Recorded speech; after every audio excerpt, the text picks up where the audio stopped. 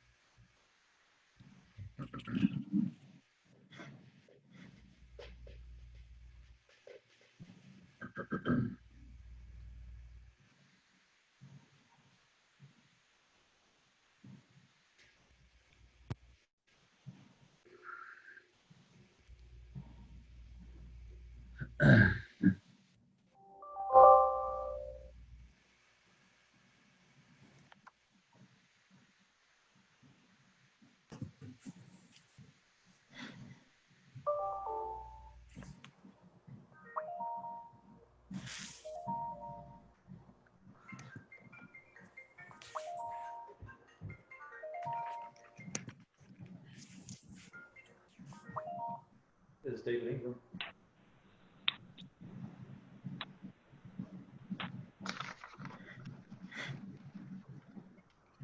6 o'clock.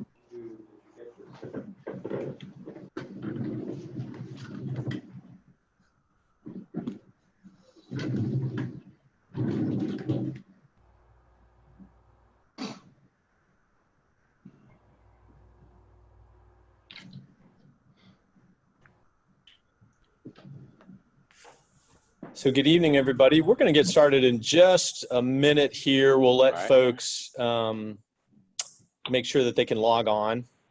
So we'll get started in just a minute. Thanks, everybody, for making time this afternoon.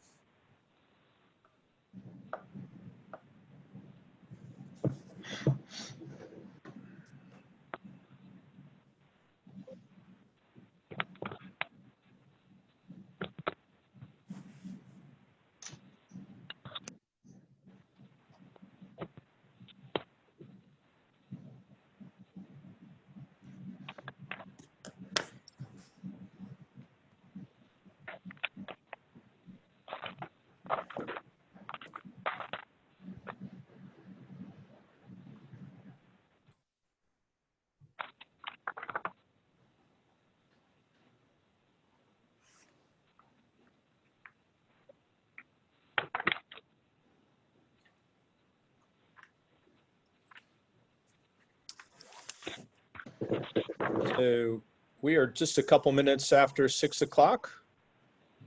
Julie, think we should go ahead and get started? Yep. Yep. So, all right, we will officially get started. Good evening, everybody. I'm Warren Miller with Fountain Works, along with my colleague, Julie Brennan.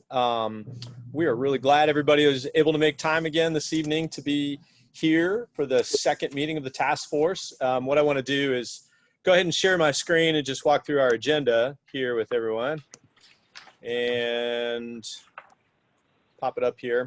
So three things that we want to do with our meeting today in terms of outcomes over here on the right-hand side. We want to make sure that we use the meeting to give you some more background on some of the work that the city has been doing in this area. And specifically, David Ingram is going to give a presentation and provide some more background information. So one of our outcomes is just to get you more grounded, to get you up to speed on what's been happening. The second outcome is we're assigning the subcommittees and getting the subcommittees to meet for the first time. So we'll actually have that first subcommittee meeting here as part of this full meeting this evening. So we'll put you into breakout groups to do that in your subcommittee. And then we just want to go through some of the general expectations for what you'll be doing in your work on the subcommittee and the task force, just so you feel more clear on what you signed up for and what you'll be expected to do, what the timeline looks like. So we're going to go through just a couple of announcements, and then we'll walk through the plan and the deliverables and expectations for this task force. Then over here, we'll have a presentation from David, the city's sustainability manager, on what the city has been doing. We'll go to subcommittees, we'll report out, and then we will have just some closing announcements, and we will wrap up right by 7:30 this evening. So again, just a few announcements in terms of virtual meetings. If you are not talking, it is great to put yourself on mute, just to make sure we don't have some of those background noises, which sometimes can be disruptive in a large group like this. But we would love for everybody to turn your camera on if you're going through the Zoom link. That's great to put that on. We are recording this, and that's so that we can make sure that we have really good notes coming out of this. And so we do want to make sure that we hear from people. So in particular, as we're going into the breakout groups, you'll have a lot of chance for interaction. But if you have a question, please feel free to speak up, or you can use the raise hand feature in your Zoom link that we walked through last time.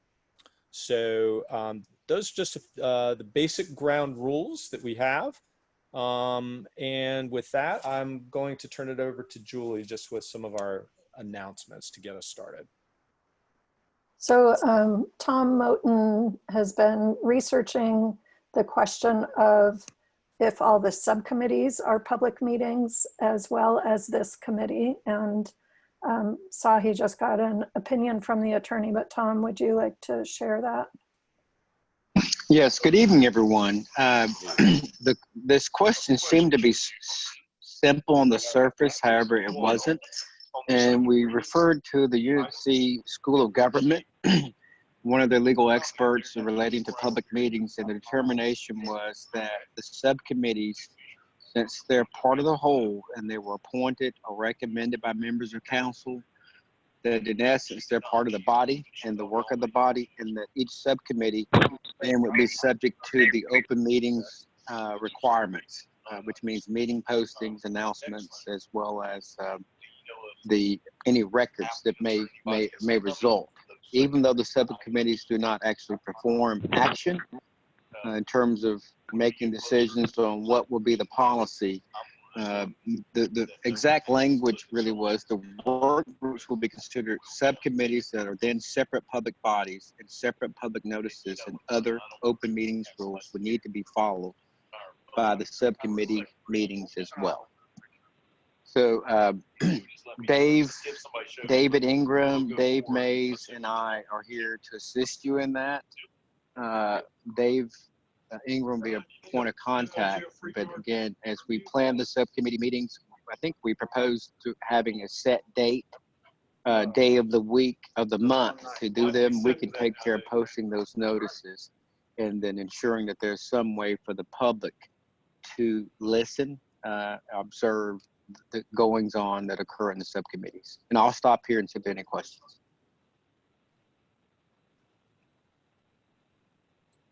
So Tom, in practical matters, that means one of the things we're having folks do tonight is meet with their subcommittee and pick a regular meeting time. So we need everyone to have a regular meeting time so that we can give it to the city clerk to advertise. Hey, Marin. Right, that would be correct. To advertise as well as ensuring that the method of meeting, Zoom, presumably we could make sure that meeting notice is made part of it. We also can use the convention center, which is where I am today. I'm in the convention center about 10, 15 minutes before the council meeting starts. And so we have meeting rooms here. So if a subcommittee says we would like to meet in person, we will be happy to try to work with the convention center staff to accommodate your requests. And there are multiple meeting rooms. So it may be, one idea is all of the subcommittees could meet on one day if they wanted to, one day on a regular rotating basis. But if there's a desire to meet in person, we could accommodate that. Just give us plenty of notice and we'll begin working on the logistics for you. Great. Any questions from anyone else? Yes, ma'am. Yes. I think I heard someone speak. I think that's a conversation someone's having offline. Hey, All right. there was no comment received in the 24 hours. So I think, Tom, because he's in the council meeting about to start, I think we're hearing his background. But if it's anyone else, go ahead and mute. Oh, it is. I apologize. Let me mute myself. And I won't disturb the work of the group when I sign off, but most likely it'll be, and people start pouring in about 10 minutes, okay? Yeah. All right. Yeah. So we could hear background. I think it was Tom, but thank you for that announcement. Any other questions about public meeting requirements? Yes, one, if I could. My name is, I'm Pastor Robinson. Good evening, everyone. Just had a question concerning about if we wanted to meet at the convention center. How, you say give heads up. Now, who do we contact if we want to be at the convention center? Let David Ingram know that that's your preference and let us know, give us a couple of dates and times to check the availability. The sooner you know, and it would be helpful if it's on a regular cycle, but nonetheless, whatever it may be, let us know, and then we will reach out to the convention center staff. We have a liaison that can check for availability and your meeting room accommodation. Okay, thank you. You're welcome, sir. All right. So in terms of public meetings also, our agenda that Warren shared a minute ago, it said we're recording this and it wouldn't be shared. Since it's a public meeting, if someone wants to see it, it will be shared. So just want to be clear with you all on that as well. And sometimes our meetings of the full task force will be broadcast on the city's government TV channel or YouTube channel. So sometimes it will be, people will be able to watch you all live. That's not happening tonight because the city council's meeting tonight and they get priority. All right, so the next item on the agenda was just sharing your subcommittee assignments. And again, David and Ingram had sent those ahead of time to everybody, but I'll share it on the screen so you can be prepared. We're going to meet in subcommittees later in the meeting. A few people didn't volunteer for a subcommittee. If you don't want to be on a subcommittee, you're not required to. If you just forgot to volunteer and would like to, at least for tonight, be on a subcommittee or permanently on a subcommittee, if you could go ahead and comment in the chat which subcommittee you'd like to be on, we can we can get that, get you assigned.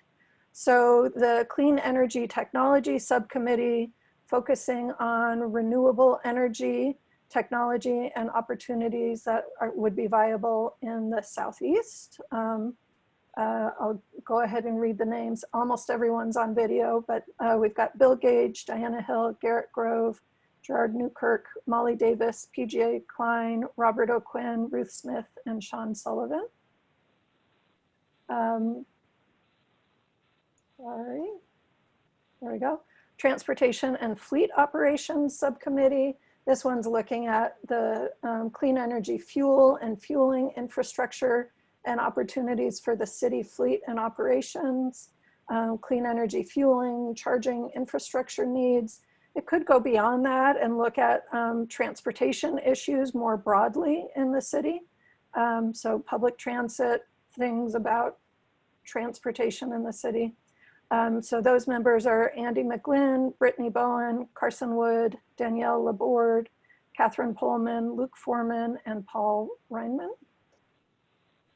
The Social Equity and Community-Wide Adoption Subcommittee is focusing on community-wide engagement, so reaching out to the public, what should be done during our task force and beyond, in terms of education regarding clean energy and its impact for Wilmington, as well as partnerships and grant opportunities, and really making sure that any decisions or recommendations are equitably, or at least so, equity is considered in the recommendations so that different groups are not impacted better or worse than others. North Carolina Clean Energy Policy and Legislation Subcommittee, looking at policy and legislation at the state level or at the utility level that will impact Wilmington's clean energy planning and goals. So there's a number of different policies or legislation that already exists, and this group would be looking at that and seeing how that can apply and benefit Wilmington. And those members are Beth Hansen, James Ablard, I think it should say Kenny, not Carrie Rinks, Lindsay Lake, Lindsay Halleck, Matthew Williams, Richard Groves, and Steve Frank. And I think I forgot to announce the names on the prior committee, so I'm going to just go back real quick to the Social Equity and Community-Wide Adoption. Those members are Amy McLean, Andrea Bennett, Ashley Daniels, Kimberly Spader, Owen Wexler, Reverend Robinson, Richard Smith, and Scott Wisnett. And I apologize if I'm pronouncing names wrong. Those are your assignments. And again, if you are not on a subcommittee but would like to be on one, or just even just for tonight have a preference for what subcommittee you'd like to be on, send a note in the chat. I'll also say, as we move forward for the breakout rooms, using technology, it takes a little bit of manipulation to get you guys in the right breakout room. If any of you look at your name and your name is not obviously matching one of those names I just read, if you could click on participants or click on your name, the ... dots over your screen, and rename yourself, that would be helpful for me to make sure we get you in the right room. So with that, I'll hand it back to Warren. Great, thanks, Julie. So I'm gonna walk through our the game plan for the work of this task force. So over here on the right are the objectives for the task force, and over here on the left are the different subcommittees and the planning groups that are supporting this. We've got our tentative timeline here, and then we have some of the supports or things that you'll need to be reviewing as you go through and you do your work. So we've intentionally put essentially virtual sticky notes here because we can make adjustments to this, but we wanted to go ahead and give you a draft outline of what you can expect. So if we go and we look at the objectives here, the overall, based on your charter, you're really looking at these things out here in terms of what you're overall trying to accomplish here. So you're looking at coming up with recommendations that around adopting clean energy policy, including what a 2050 target might be, looking at how might you reduce the city's reliance on fossil fuels, what can be done to promote renewable energy and reduce harmful energy impacts, how might we make sure that there is a socially equitable strategy that benefits all Wilmington residents, and that you have strategies that will engage the residents, engage your business community in being a part of this work. And so what you're specifically coming up with as a task force is you are making recommendations on policies or programs that you believe the city should adopt that will help support these goals, as well as recommendations around the role that the city could have in terms of influence, in terms of indirect advocacy or influence in partnering. So these kinds of recommendations, whether they're policy or program or ways that the city can influence, would all help support these overall objectives that are in your task force charter. And so the way we're gonna go about this work is you've got the city staff, which you've met last meeting, that is here to support and to be an expert resource for you. Julie and I, as part of Fountain Works, will be helping to facilitate this work. You also have your co-chairs, that the overall task force co-chairs that will be helping to plan and manage the work of this task force. And so that's your planning team up here. If we look at, this group here, and then we're dividing it into 4, as Julie just walked through, 4 subcommittees that are going to be looking at these different areas and ultimately coming back with recommendations for the full task force to take a look at. So that's how we're organizing ourselves. The way that we're looking at this timeline right now is we're looking at monthly full meetings of this task force. So starting tonight, of course, we met a couple weeks ago. We'd be looking at a June 23rd task force meeting, a July 28th task force meeting, and moving in monthly, August 25th, September 22nd, and October 22nd. So that's when the full task force would meet. And what we've put here are some of the things that we would be focusing on at those meetings. So for example, at the June 23rd meeting, we're going to be asking the subcommittees to work on some initial ideas of what's working right now in the city, what are some things that are challenges, and what are some potential opportunities and things to consider. And so we will have a report out on potential priorities, and we'll also be able to take a first look at the public survey in July. In August, we'll be doing work as a full task force on what is your vision and what are the values that help drive the work of the task force. So what are the values that your beliefs, your core values that drive your work? Then when we get into September, we'll be looking at starting to prioritize across the subcommittees. And by late October, we'll be developing and finalizing the task force. So we've put this together so that the task force will be ideally finishing its work towards late fall, but we do have some flexibility to try to be able to meet the goal of finishing by the end of the year. And of course, that can be extended if needed. I want to go back up to the top here. In addition to the full task force meeting, we also have subcommittee meetings intended to meet each month as well. And so what we've listed here are some of the areas and some of the tasks that you'd be focusing on. So tonight, you'll be forming your committees, you're getting really clear on what you're doing and starting to begin to reflect the information that's presented to you tonight. And then we'll go through in the July subcommittee meetings, beginning to look at the ideas that you want to pursue, starting to do some research. Then in August, beginning to do some more research, starting to refine the recommendations. And then in September is when we anticipate the subcommittees presenting their priorities out. And then also looking at that as an opportunity to reach back out to the public to have additional feedback loop from the community on what's coming out of the work of this task force.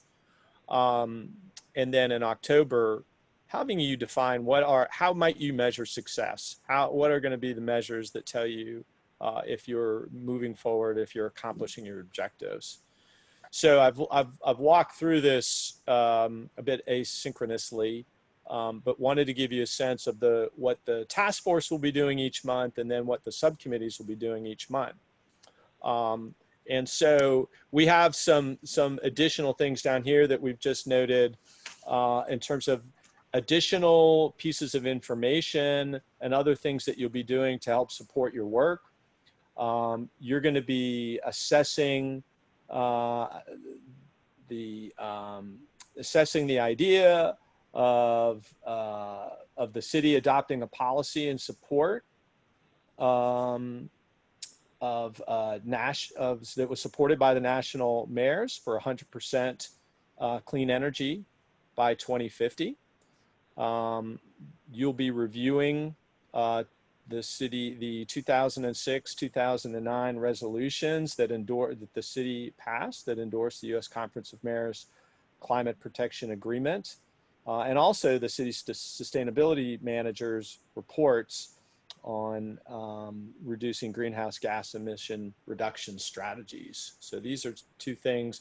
This task force is providing a forum for the public to have a voice in this.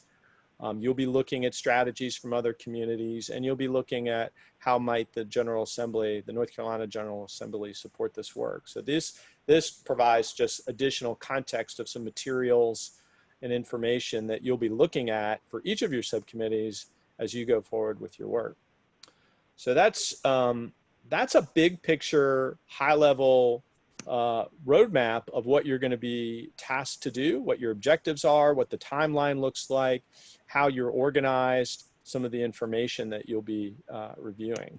And so with that, I want to check in and see if we have any questions or any additional information. And we will also send this out to you, all the notes from this, so that you've got this graphic, which we wanted to make kind of a big picture visual for you to take a look at, but we'll also make sure that you have the details of your charter. And Julie, I believe the task force has been sent the charter. Is that right? Yes. Yeah, and that's in the folder. Okay. Okay. Box folder. All right. With that. Ron, did you have a comment? Yeah. Oh, thanks, Ron. You mentioned that's in the Dropbox folder?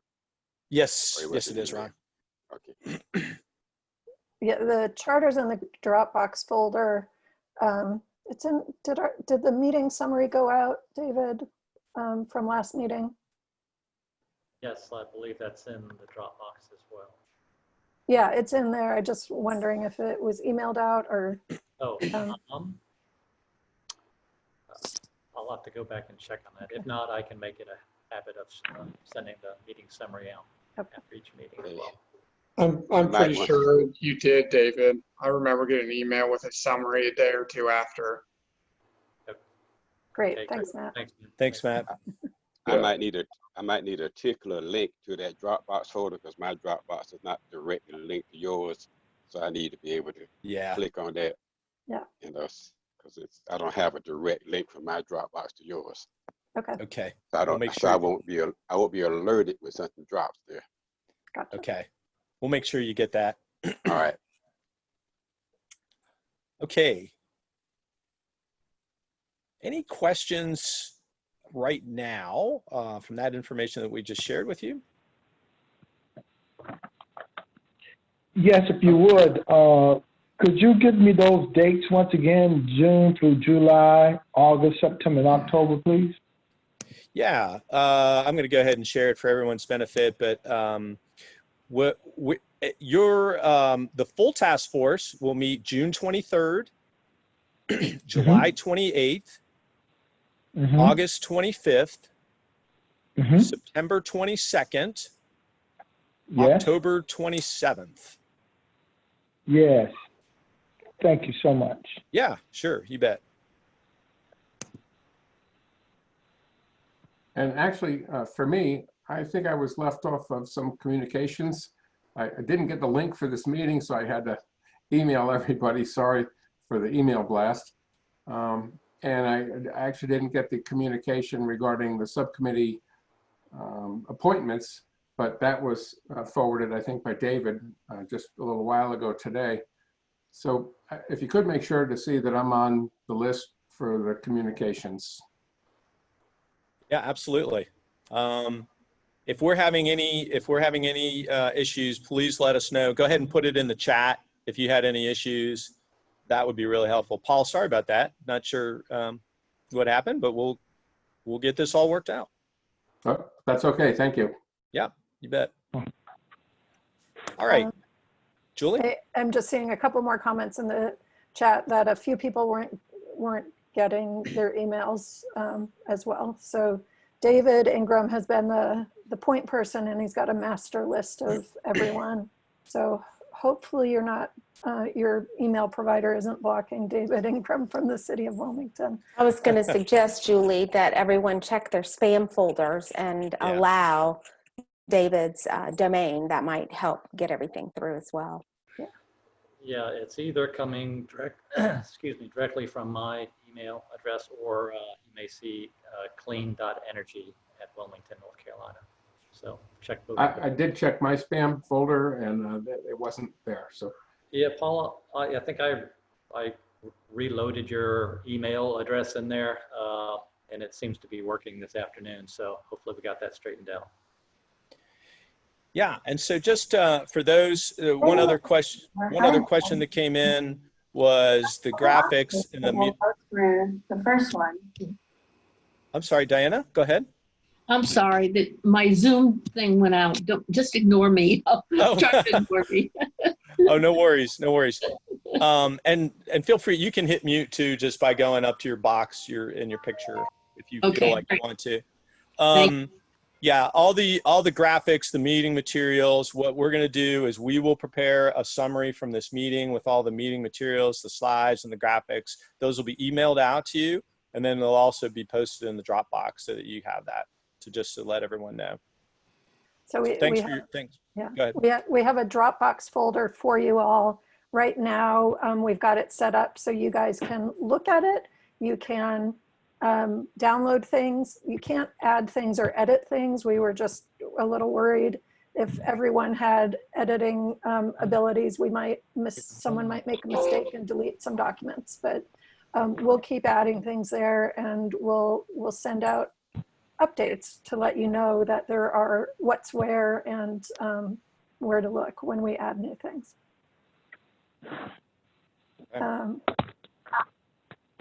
All right, so next on our agenda, David Ingram's gonna share some information about the work that the city of Wilmington is already doing in the area of clean energy, to give you guys a little bit of background. So David, just let me know when you want me to advance slides. I was trying to help somebody else, Bill Gage, get logged in. Okay. He was having some trouble, so I don't know if one of you could reach out to him, Bill Gage, or give me just a minute to email him here real quick. Okay. Sorry, I'm trying to get everybody on here.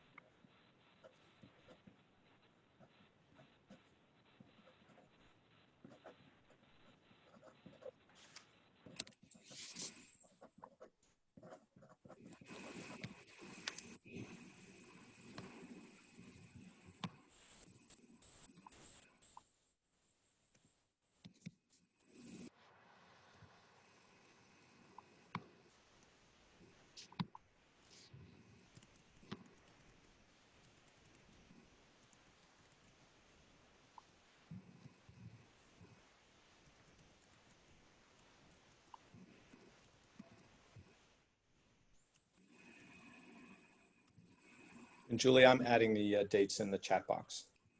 Okay.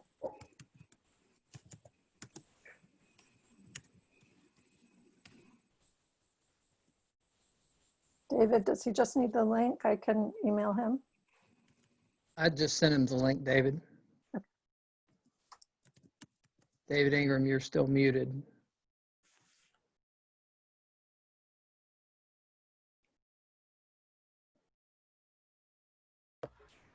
All right, sorry everyone. I was trying to get Bill Gage logged in there, so hopefully he can join.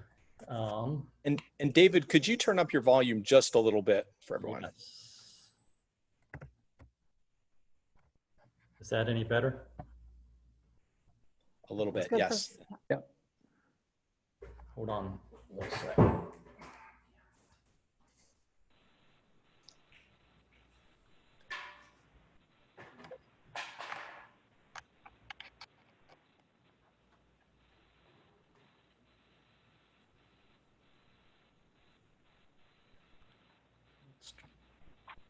Let's try it with the mic here, see if that's any better.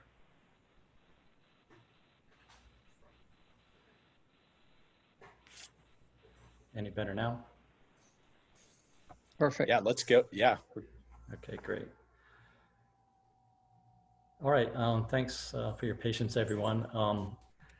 First, I just kind of wanted to go through some of the historical actions going back in time a little bit that the city has undertaken in regard to energy efficiency and clean energy, and just steps we've taken to reduce our greenhouse gas emissions as well. So as far back as 2006 and 2009, the mayor actually adopted a resolution to join the U.S. Mayor's Climate Protection Agreement. That was followed shortly after by officially adopting greenhouse gas reduction goals. There are kind of interim steps every 10 years or so, but it goes out to a 58% reduction by 2050. So far, we're doing well and staying on our path to achieve that goal. But the reduction measures certainly get more difficult as we move out in time, especially with kind of, knocking off all the low-hanging fruit that we can, as well as addressing, both growth within the organization and as well as, just physical growth of the city. There's also been a number of federal grants that the city has been awarded, including some of the community block grants. We've implemented a number of energy efficient building initiatives, including the Wilmington Convention Center earning a LEED Silver certification in 2010. You can see we've implemented a number of solar photovoltaic systems around the city. And I've got some additional details on that in some slides down the line a little bit. We've converted all of the streetlights and traffic signals to LED. That actually began in 2012, and it was a long-term project and just was completed within the last year or two. In 2012, the sustainability manager position was officially created. So that was certainly another good step for the city, formally recognizing the need to fully fund a position to look at these issues full time. We've implemented a greenhouse gas inventory report. The first one came out in 2014. We're actually in the midst of trying to get the next one released here within this next year. And yeah, I think I won't go down through the whole list here, but kind of since that 2016 timeframe, we continue to do a number of programs and measures to help us measure and track both our utility usage as well as our greenhouse gas emissions. So you can go ahead and go to the next slide, Julie. Just wanted to kind of frame what the electricity usage looks across the entire city, you know, above and beyond just the municipal operation usage. So this information here comes from Duke Energy, and it breaks it down into commercial, industrial, and residential electricity usage, just to kind of give all of you kind of a visual pie in regard to the different sectors and how much of their energy usage. Probably, you know, the city usage, you know, lies within all of that somewhere, which I will showcase in the next slide, Julie. So you combine all of those different sectors together and cut out the usage that the city of Wilmington actually is accountable for, and that comes to just about 1% of that pie. So that's one reason why we know, you know, adopting clean energy policy for the city, I think it will be a good step for us to take, but it's certainly a small piece of that pie, and why we hope kind of leading by example will begin to, you know, rub off into the private sector, and as well as how we can begin to take steps perhaps in the residential area as well, the kind of private sector. So next slide. Just a little bit more detail in regard to the electricity usage of municipal operations. Over the last 3 fiscal years, we've averaged right there around 12 million kilowatt hours per year. I would say it kind of ranges between 10 and 13 or so, or upper 12 or so. You know, it definitely fluctuates a little bit with seasonal weather factors, but and actually last summer and last fiscal year was pretty much the hottest year we've had in quite a while. So we definitely saw a little bit of a bump just in regard to that. The square footage of city buildings comes out to just under 1 million square feet there, at 863. It's, I think since that number, it's grown a little bit because we just opened a new police fire training facility, which I don't believe is accounted in there. So that's another 40,000 or so square feet on top of that. And just kind of show you a slice of kind of the types of buildings that the city is responsible for. We have about a large complex out on River Road, which is about 7 buildings, along with a number of garages and warehouse spaces. Got a police station, consists of the headquarters, a Southeast Command, and that new police fire training facility. A number of fire stations spread across the city. We just opened another brand new one out on Shipyard Boulevard. And there's another one kind of in the early planning stages, perhaps for out in the River Lights area. Of course, we got a number of buildings in downtown, Thallian City Hall. Right across the street from that is kind of our municipal building there on Chestnut Street. We also have a number of spaces that we lease. However, the electricity usage for that is not accounted for within this tracking system, since it's we just lease a portion of that space, and it's accounted for in the building owner's utility usage. Of course, we have a large number of parks and recreation facilities, so that includes both buildings as well as some area lighting, sport field lightings, and all of that, stadium lighting. We got a number of parking decks downtown, as well as the Riverwalk lighting along the streets. Next slide, please. So some of the steps that we've taken to help offset some of that electricity usage is the installation of a number of solar systems around the city. 2 of them are located out at the operations center on River Road. one of the fleet services is our largest unit at 74 kilowatts. Engineering building is next at 27. We have another array out at the street sweeper garage facility, which is actually a net zero building out there. It was a project that was undertaken in 2009.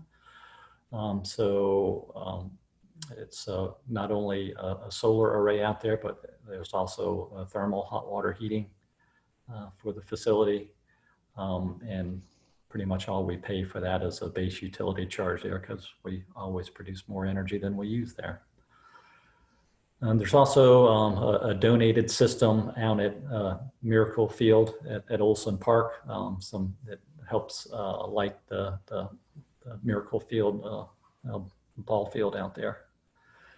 And all total, those systems produce about, on average, about 150,000 kilowatt hours per year, which offsets about 1% of our electricity usage. So as you can see, we've got a long way to go in regard to clean energy, offsetting our energy use. But then again, those aren't that big a system, so there's plenty of room to grow. Just want to, with this slide, give you a little bit of an idea of kind of where our greenhouse gas emissions, what that pie looks like.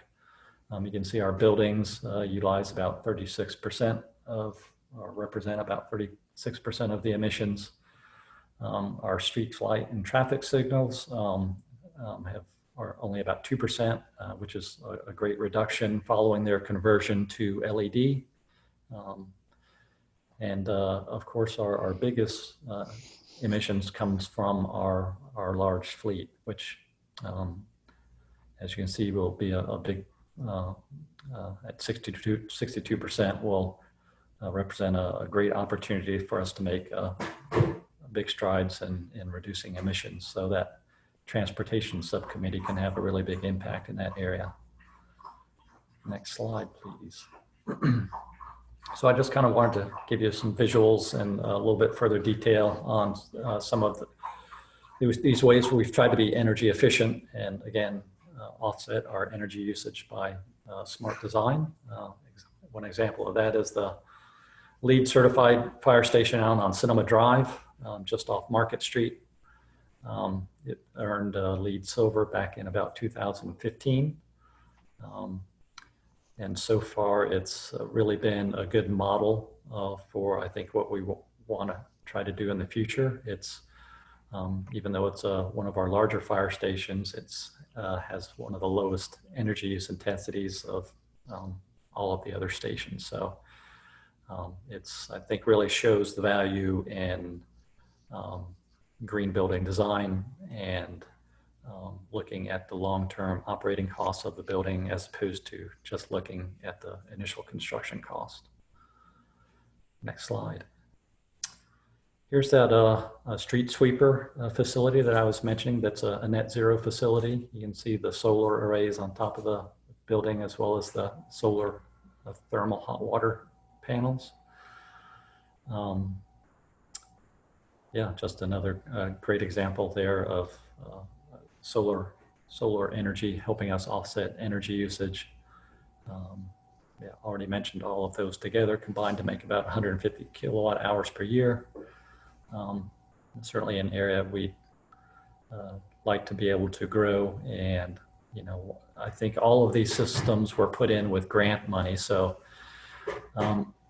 we would definitely like to look at opportunities for additional solar grant installation funds. Next slide. Another great program that we've taken advantage of, this is a rendering of the new Haynes-Lacewell Police Fire Training Facility.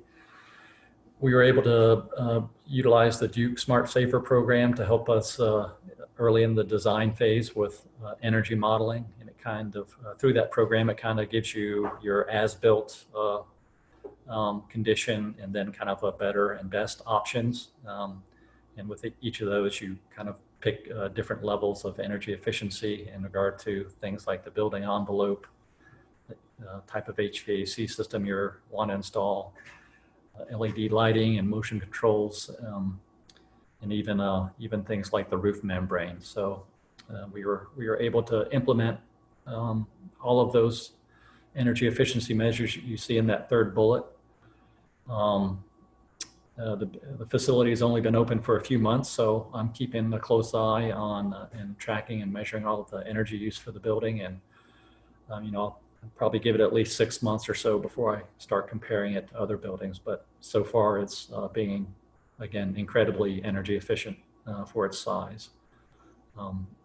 It had to, since that long part of the building you see on the back end is actually a firing range, that required a pretty high-tech HVAC system to filter out you know, the gunfire and lead particulate in the air from that. It was a pretty interesting design how they worked energy efficiency into that aspect of the building. As a result of going through that program, just want to add for that last slide that we were able to get a $26,000 rebate from Duke Energy following completion of the project. So going through that Smart Saver program is certainly not only long-term cost savings, but gives you an immediate rebate opportunity as well. Next slide. And just kind of some of the other kind of low-hanging fruit, I would say, that we've continuously work on around the city. We've done a number of LED lighting projects around the city. That picture there is just from the MLK Center Gymnasium, which was always troublesome when fluorescent lights would go out. It would require 2 men, pretty much a full day, to go over there and bring a man lift, change out lights. And you know, now we've gone to LED in there. It's much brighter. People who utilize the gym are very pleased with the increased level of lighting, and we're happy that we don't have to go change the lights out as often. So not only there in the gym, but throughout that whole facility, we changed it out to LED. We also utilize energy efficiency when we're looking at chiller systems, any HVAC replacements. We've put in motion sensors around facilities around town. And again, all of these are applicable for the Duke Smart Saver programs. If you install LED lighting or HVAC units that meet their requirements, you can get rebates for all of these activities. Next slide, please.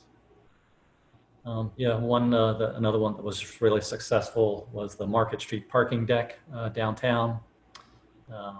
Parking manager and I did a LED lighting retrofit in that facility, and since it's been since 2017, since that was created, it kind of, we've really been able to show ongoing energy tracking in there and how much of a reduction that project was able to make. It really cut the energy use for that entire parking deck almost in half. So we're really pleased with that one. Ended up saving about $900 a month. So all of these small steps really begin to add up. Next slide. And switching over to fleet vehicles, just kind of wanted to show kind of the history of our fuel usage going back to FY13. We had a nice, you can kind of see that dotted line across the top there. We had a nice downward trend going in fuel consumption. And then we ran into FY19 in Florida and Hurricane Florence. So I think we had a lot of increased use of vehicles, having to deal with cleanup and a variety of activities. You know, and also our fleet size has increased a bit. So we're certainly, I'll be interested to see what this FY20 fuel usage has been. So, and there on the left, just a little idea of what the composition of the fleet is. As you can see, a lot of police patrol vehicles as well as passenger vehicles. And in particular, that passenger vehicle area, I think represents a good area to target as we look at alternative fuels or fleet electrification. And, you know, just on down the line there, you can see the kind of composition of the fleet. So definitely an area that we really want to be able to focus on here in the next few years in regard to not only greenhouse gas emissions reductions, but looking at electrification and what kind of infrastructure we're going to need to support that. Next slide. You know, but we have taken quite a few steps to reduce and improve the efficiency of the vehicles that we do have. The fleet manager has purchased quite a few of the newer Dodge Chargers, which average about 13 miles a gallon instead of 8 for some of the older fleet vehicles, the patrol vehicles, as well as they just have some better engine technology that when they're idling, they shut down some of the cylinders to save fuel. So that helps as well. Next slide. We also fairly recently replaced some really aged waste vehicles with these newer models that triple the miles per gallon that they get, which even though 9 miles per gallon doesn't seem like that much, the old models were really bad, and it's really led to a big drop in fuel consumption, because those waste vehicles are starting and stopping all the time, on the go every single day pretty much, and obviously use a lot of fuel. So that's been a great step. We've also increased the use of hybrid vehicles. These numbers here are from FY19. I think just within the last month or so, our fleet manager has ordered a number of new hybrid vehicles. So that number of 18 has gone up since this slide was put together. Again, it's all about reducing fuel consumption and greenhouse gas emissions there, so as well as driving down costs. So we're going to continue to purchase hybrid vehicles, as well as looking at other technologies as they mature. Next slide. Just some other fleet fuel efficiencies. The city has a no idling policy. A few years ago, we went through a route optimization for our waste vehicles, streamlining the routes that the trucks have to travel. And actually, we're about to probably go through another one of those. All of the vehicles have GPS technology installed on them now to help track driving habits and that kind of thing. As well as everybody has to go through safe driving classes as part of their annual safety training. So all of those steps have helped us reduce fuel usage. Just some opportunities that we're looking at in the future is, of course, electric vehicles and the infrastructure that we're going to need to support them. I actually just had a great phone call today with a solar-powered charging manufacturer that we're looking at potential grant opportunity to take advantage of that.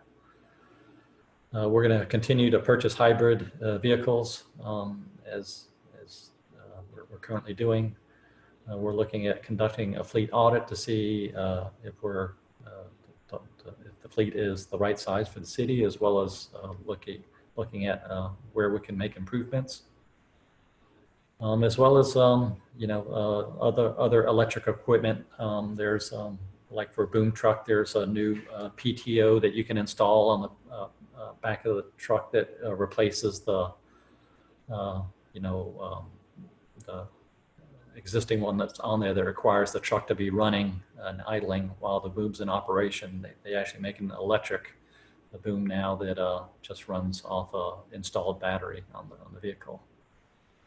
That picture there, if you go back, Julie, we've actually also applied for a grant as part of the VW settlement grant for 3 100% electric trash vehicles. So we're still waiting to hear about that, but we've got our fingers crossed that we're going to get awarded those vehicles. It'll be some of the first in the country, actually.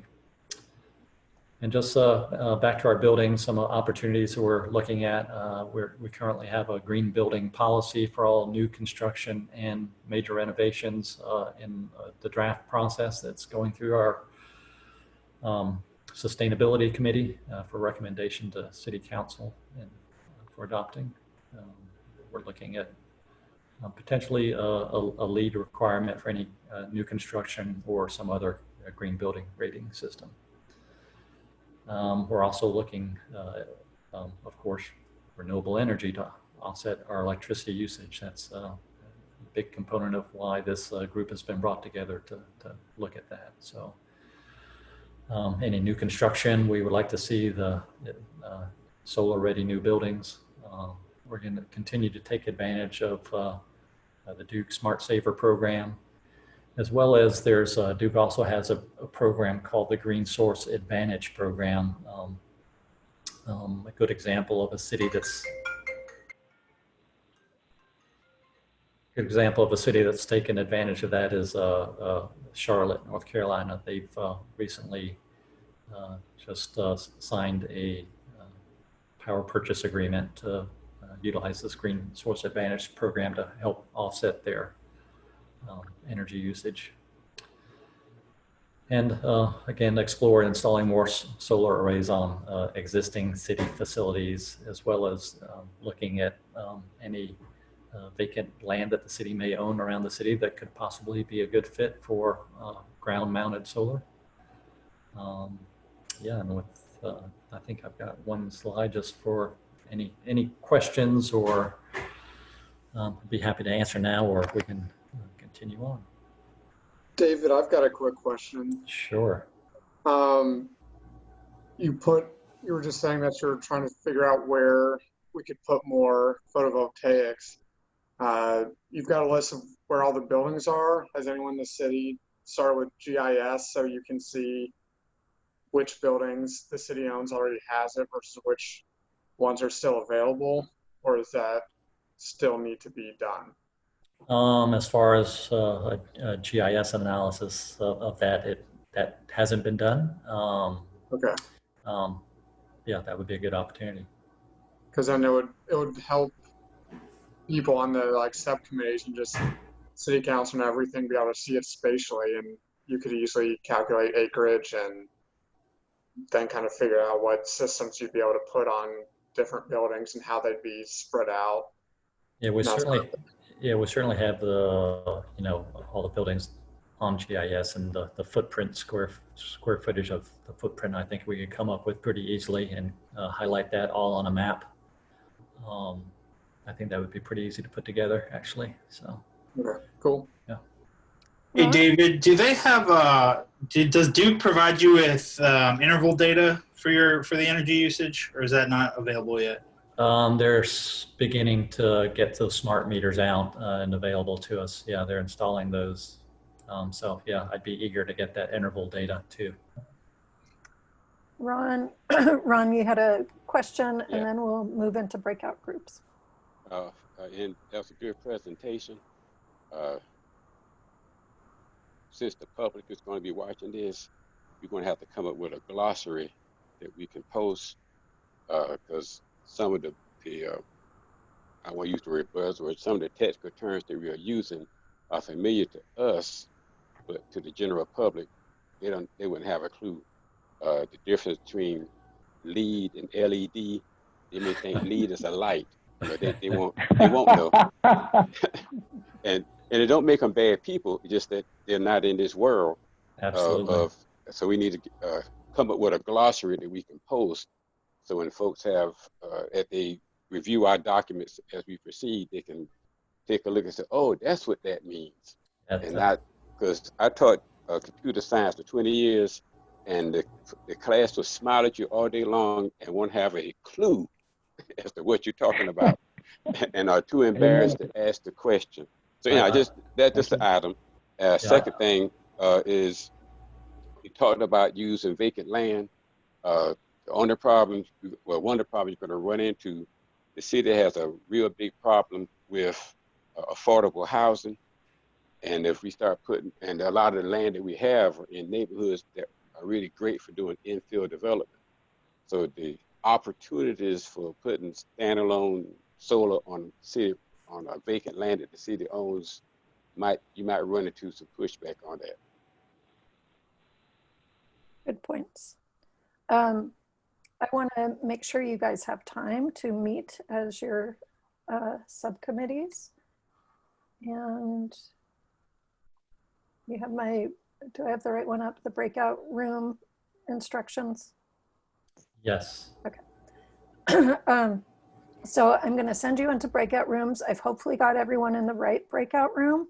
If for some reason you end up in the wrong breakout room, you can send me a message in the chat, or I've split up me and Warren and Dave and David. One of them could send me a message in the chat as well. What we want you to do in the breakout rooms is meet each other, meet the members of your subcommittee, and ideally in this brand new meeting, you're going to select co-chairs. So 2 people would be co-chairs, and select meeting times. So today is the second Tuesday at 6 p.m. If that works for everyone, that could be something where all of the subcommittees meet regularly the second Tuesday of the month at 6 p.m. You might want to meet additionally, but that could be a starting point. And then if you are able to, in about 10 minutes, get through selecting your co-chairs and picking your meeting times, we'd like you to identify maybe 3 pieces of information that you learned in the presentation that might be relevant or important to the work of your subcommittee. We don't have a lot of time left, so you might not get that far, and I don't think you're going to get to clarifying the issues and problems your subcommittee will be addressing. And then I'd like one of the co-chairs to be ready to report out those 3 things if you're able to get to that. Does that make sense to everyone? Okay. Okay, so we are going to, as we did last time, one of the subcommittees is going to meet in the main meeting room. The rest of you are going to meeting rooms. So the subcommittee in the main meeting room is going to be the social equity and community engagement group. Everyone else should get a message in just a second to click to go into another room. And Julie, about how much time? You've got about 10 minutes. So hopefully we can do that in 10 minutes. And if you could put a 3-minute left message to everybody. I will do that. Great.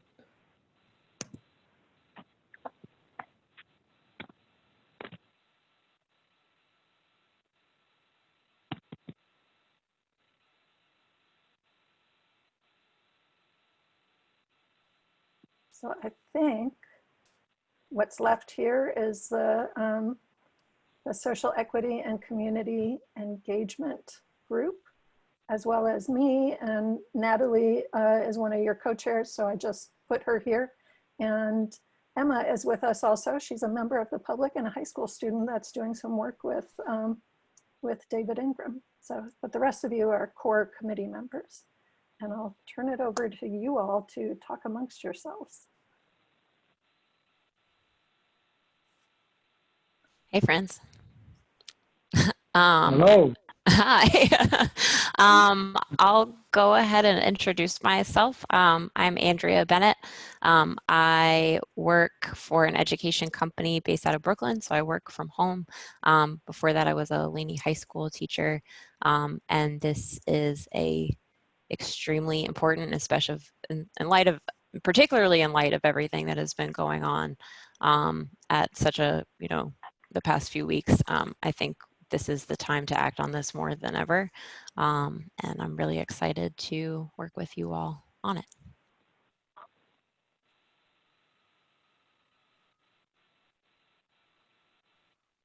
and I'm happy to take notes.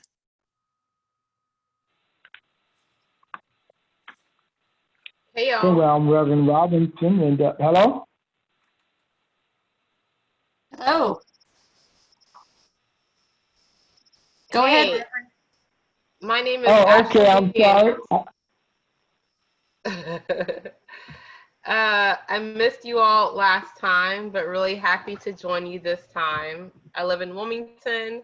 I work with a C4 nonprofit called the Carolina Federation, which I started in October. Prior to that work, I was with the North Carolina Environmental Justice Network, and have volunteered on several boards and nonprofits for environmental conservation and environmental justice. I'm excited to see Wilmington taking this initiative and really thankful to be a part of this team. I don't know if we want to pass it to folks, but I'll pass it to Reverend Robinson, because I think that you were actually trying to say something as well. Okay, well, thank you all. Again, I am Reverend Robinson, and I'm a native of Wilmington. I have an evangelical outreach ministry right here in the city of Wilmington, the Rose of Sharon Outreach Ministries. We're involved with the senior citizen health and fitness program. We're working with the DC Virgo, the Williston Middle School volunteer Big Brother mentoring program. We are committed to helping the community when it comes to homelessness, educating the unchurched, and reaching the unreachable.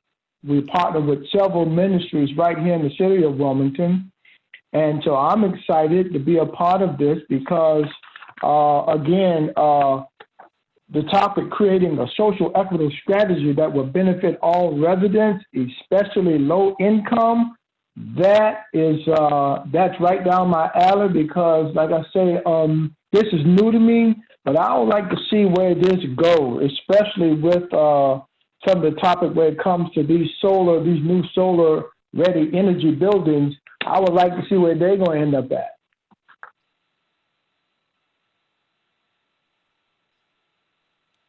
How about Amy? Since I'm here, I'll call on people. Okay.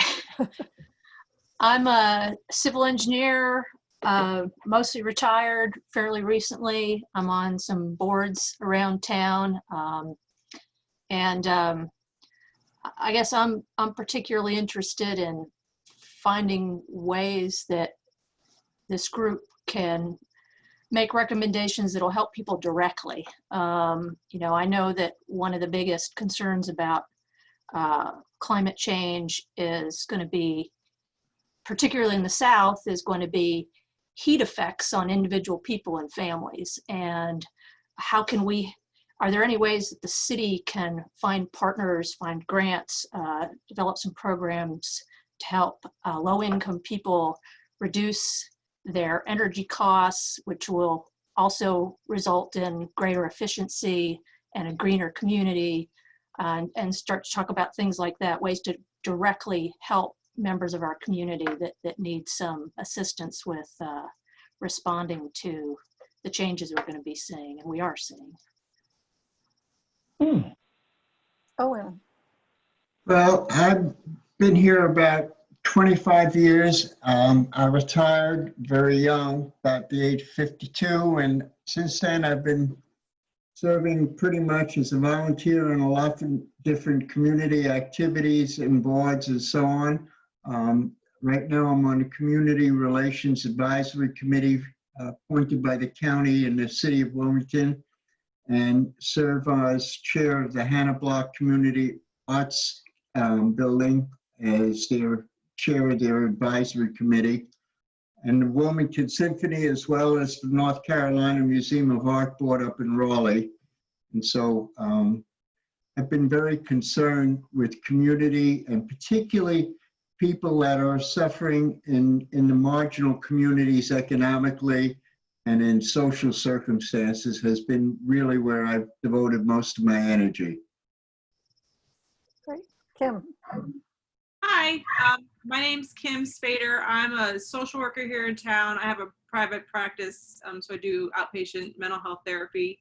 I feel like we have a particular obligation to the younger folks to sort of make a difference. I see a lot of young people in therapy, and there's almost an existential dread that sort of is overcoming us. And I feel like this is an important task for us to take on in terms of making sure that they can have some sort of a, I don't know, relief from that existential dread. Richard. Hi, I'm Rich. I am currently the energy manager for Pender County Schools.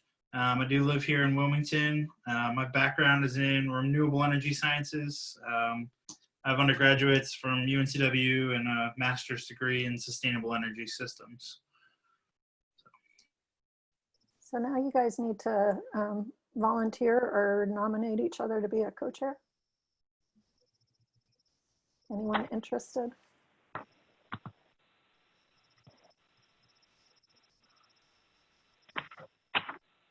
I would volunteer to be a co-chair. Yay! Does anyone want to volunteer with Andrea? Would love. I'll volunteer to be a co-chair.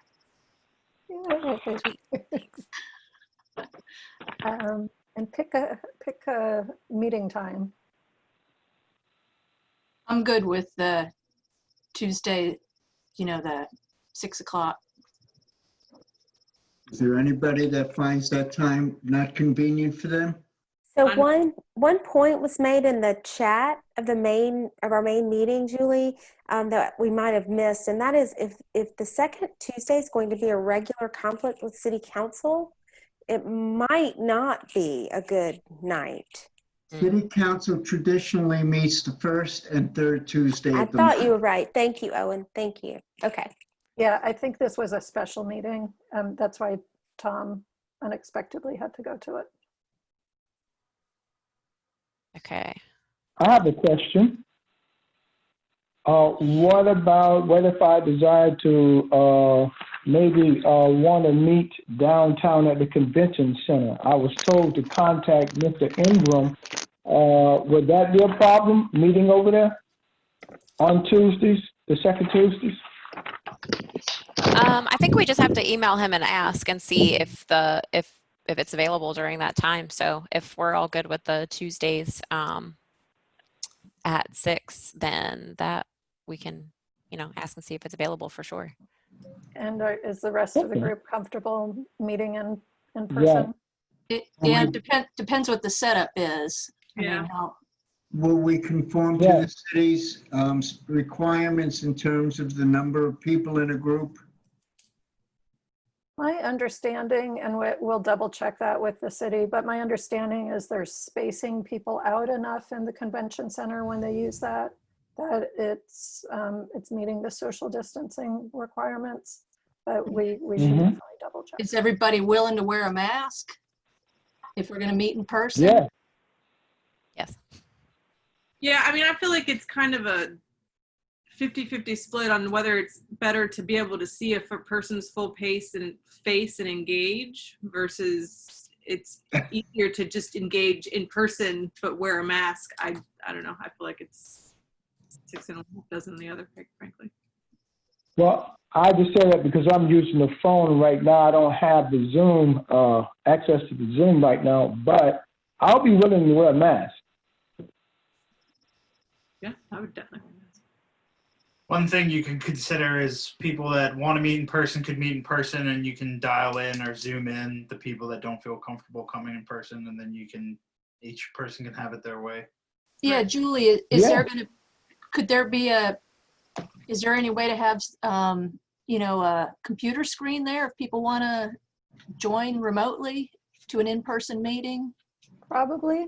I haven't seen their setup, but probably it might require one of you to have your laptop with you and have the Zoom meeting link and let other people join in that way. While I'm not technologically savvy to be able to answer the question, that is how City Council's been meeting since late March. So they do have summer via Zoom. I don't know how they work it because I haven't attended in person, but I've watched it online. So. So we're in the main meeting room. I'm going to give the rest of the rooms 1 minute to end, but if you guys want to talk in that 1 minute, oh, wow. Okay. You don't have to exit the room. You're already here. I just want to say a personal hello to Ashley because it's been a while since we've seen each other. Good to see you again. Good to see you too, Owen. I think everybody's coming back. Yeah.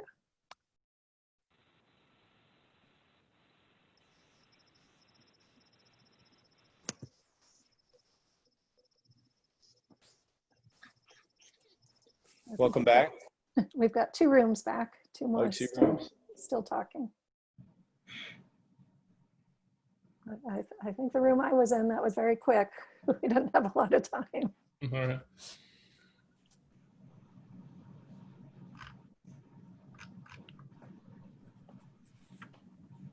They have to come back. It closes in 1 minute, so Right. We've got 10 seconds. they can't stay there forever. I have to get the boot. Zoom boots them out of their breakout room. Wow. So we had, I had to facilitate our first planning board meeting with Zoom. It went really well, surprisingly well.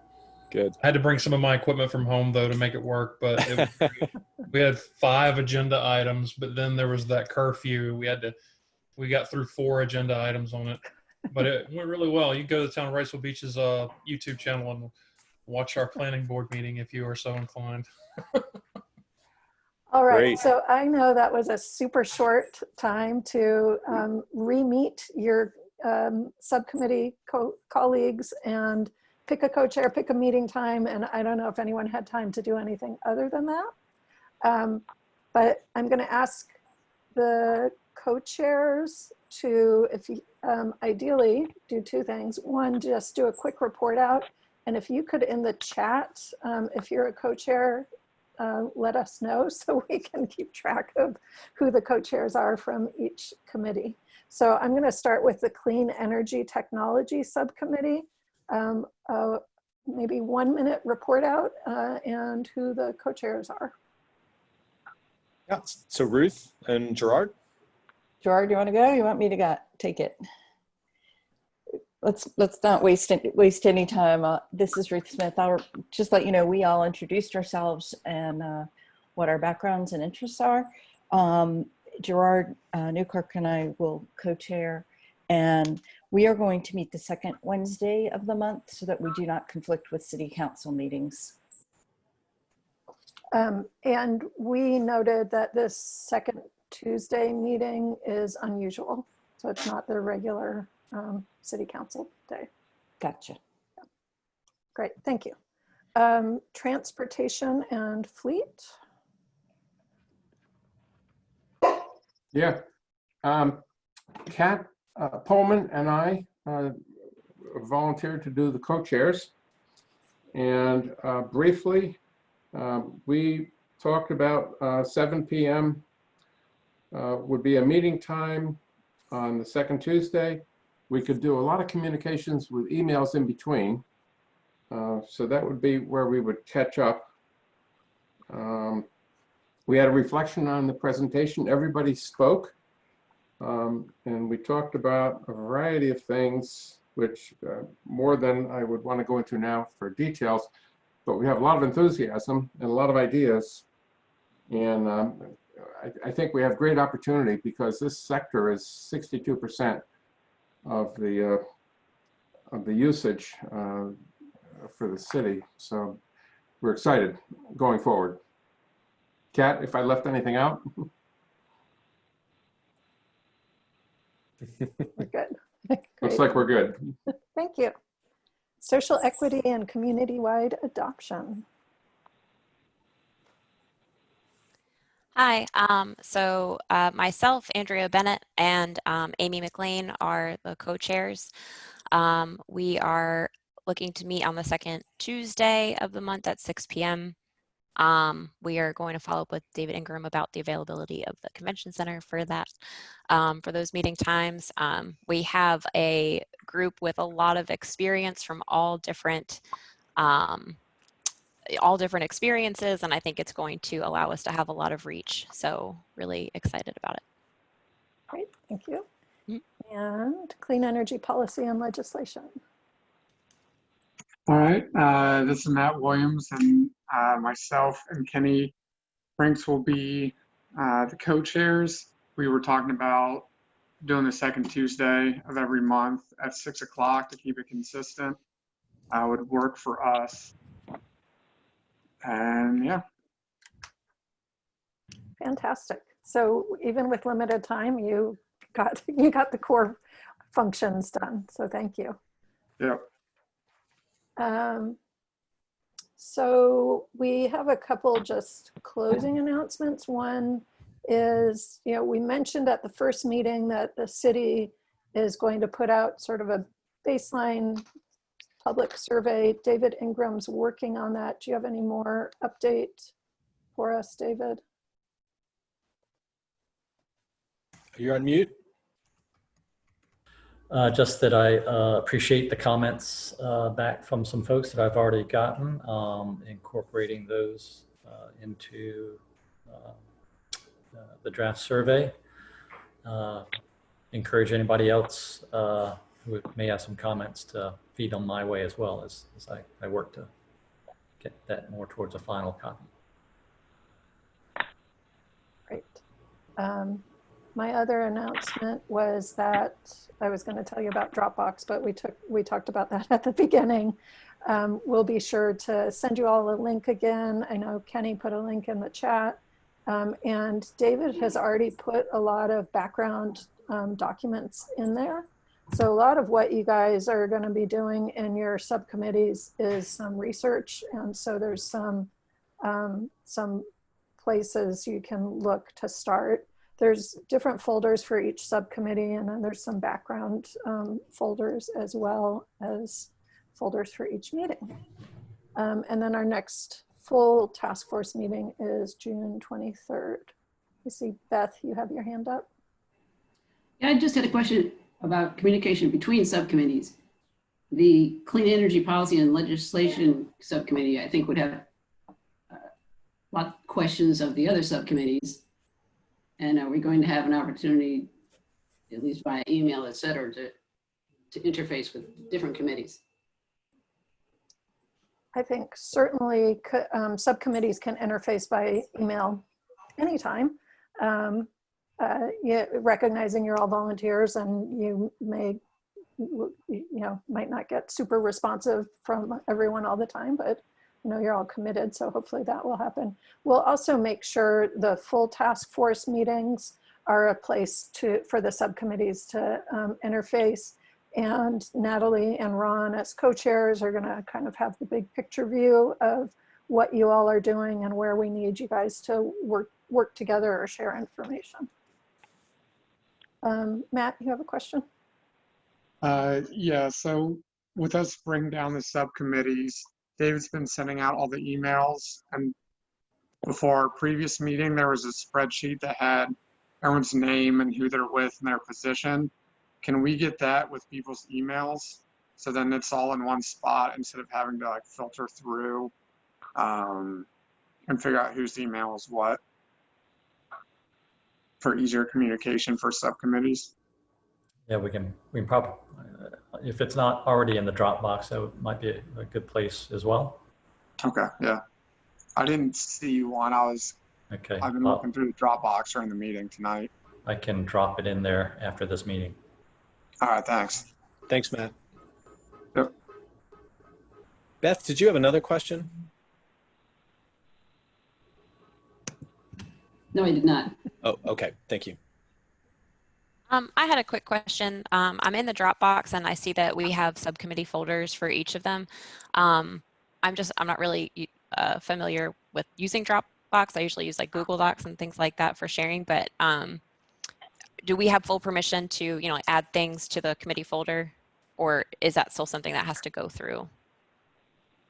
Yeah, right now you don't, because we can put full permission on, so maybe the co-chairs could all add. just if any of you deleted something, you'd be deleting it for everyone. True. So we were a little hesitant about giving full access to everyone, so for now, send it to David or me or Warren, and we'll get it in there. But if that seems too many steps, then we can change access to it. That works. Thank you. Yeah. Any other questions before we wrap up for tonight? Or David or Dave or Natalie or Ron? Warren, anything else? No, I think we've covered it.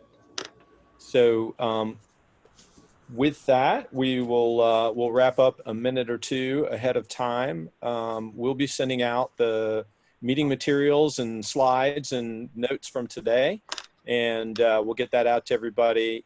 Again, if there's anything that you need to work through any glitches or technical issues or anything, let us know as we get started with this. We'll make sure that we address all those things to make everything run as smoothly as possible in this virtual world that we're working in right now. But we just want to say thanks again for making time, everybody. We really appreciate it, and we'll see you in a couple weeks. Thanks, everyone. Lauren, when you do that, can you include the glossary when you do that first send out so that we can make sure we follow the letters easily? Absolutely. Thank you. And just a quick question. When do you think you will send that out? Just so I know if I don't get it, I can get back to you. The glossary or which? The next communication that you're going to send. A day, a week? Yeah, I'll probably be trying to send some stuff out tomorrow, so keep an eye out for it. Okay. I'm going to be, there seem to be some people who are on at the last meeting who had trouble tonight, so I'm going to be reaching back out to anyone who seemed to have trouble to make sure we have everything straightened out. Okay, so if I don't hear in a day or two, I'll get back to you. That would be great. Yeah, thanks, Paul.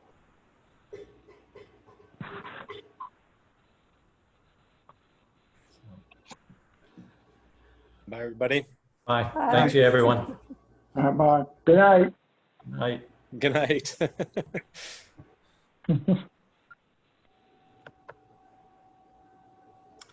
Thanks, guys. Okay. Thanks, David. Thanks, David. You bet.